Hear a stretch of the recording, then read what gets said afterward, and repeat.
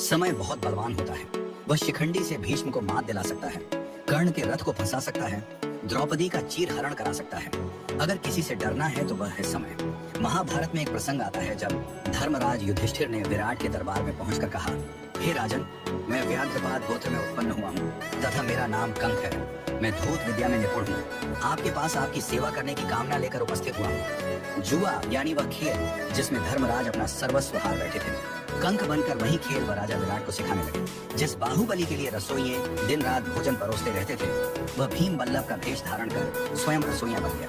नकुल और सहदेव पशुओं की देखरेख करने लगे। दासियों से घिरी रहने वाली महारानी द्रौपदी स्वयं एक दासी सैरेंद्री बन गई। और वह धनुर्धर उस युग का सबसे आकर्षक युवक, वह महाबली योद्धा, वह द्रोण का सबसे प्रिय शिष्य, वह पुरुष जिसके धनुष की प्रत्यंचा पर बाण चढ़ते ही युद्ध का निर्णय हो जाता था, वह अर्जुन एक नपुंसक बन गया। युधिष्ठिर राजा विराट का अपमान सहते रहे। पौरुष के प्रतीक अर्जुन एक नपुंसक सा व्यवहार करते रहे। नकुल और सहदेव पशुओं की देखरेख करते रहे। भीम रसोई में पकवान पकाते रहे और द्रौपदी एक दासी की तरह महारानी की सेवा करती रही।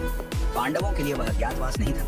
अज्ञातवास का वह काल उनके लिए अपने परिवार के प्रति अपने समर्पण की पराकाष्ठा थी।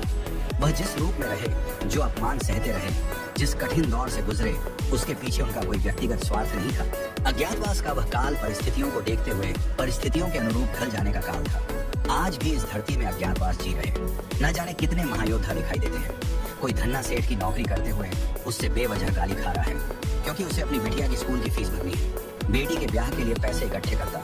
बाप एक सेल्समैन बनकर दर दर धक्के खाकर सामान बेचता दिखाई देता है। ऐसे असंख्य पुरुष निरंतर संघर्ष से हर दिन अपना सुख दुख छोड़कर अपने परिवार के अस्तित्व की लड़ाई लड़ रहे हैं।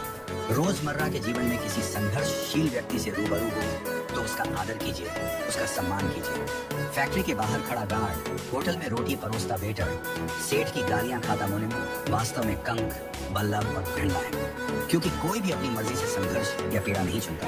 वे सब यहाँ कर्म करते हैं। वे अज्ञातवास जी रहे हैं, परंतु वह अपमान के भागी नहीं है।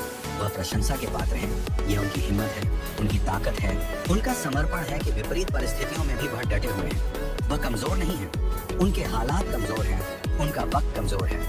याद रहे कि अज्ञातवास के बाद वृणला जब पुनः अर्जुन के रूप में आए तो कौरवों का नाश कर दिया। पुनः अपना यश, अपनी कीर्ति सारे विश्व में फैला दी। वक्त बदलते वक्त नहीं लगता। इसलिए जिसका वक्त खराब चल रहा हो उसका उपहास और अनादर न करें, उसका सम्मान करें, उसका साथ दें। क्योंकि एक दिन संघर्षशील, कर्मठ, ईमानदारी से प्रयास करने वालों का अज्ञातवास अवश्य समाप्त होगा। समय का चक्र घूमेगा और वृणला का छद्म रूप त्याग कर धनुर्धर अर्जुन इतिहास में ऐसे अमर हो जाएंगे कि पीढ़ियों तक बच्चों के नाम उनके नाम पर रखे जाएंगे। इतिहास वृणला को भूल जाएगा, इतिहास अर्जुन को याद रखेगा। हर संघर्षशील, लग्नशील और कर्मठ व्यक्ति में वृणला को मत देखिए, कंक को मत देखिए, बल्लभ को मत देखिए। हर संघर्षशील व्यक्ति में धनुर्धर अर्जुन को देखिए, धर्मराज युधिष्ठिर और महाबली भीम को देखिए। यही नियति है, यही समय का चक्र है, यही महाभारत की भी सीख है।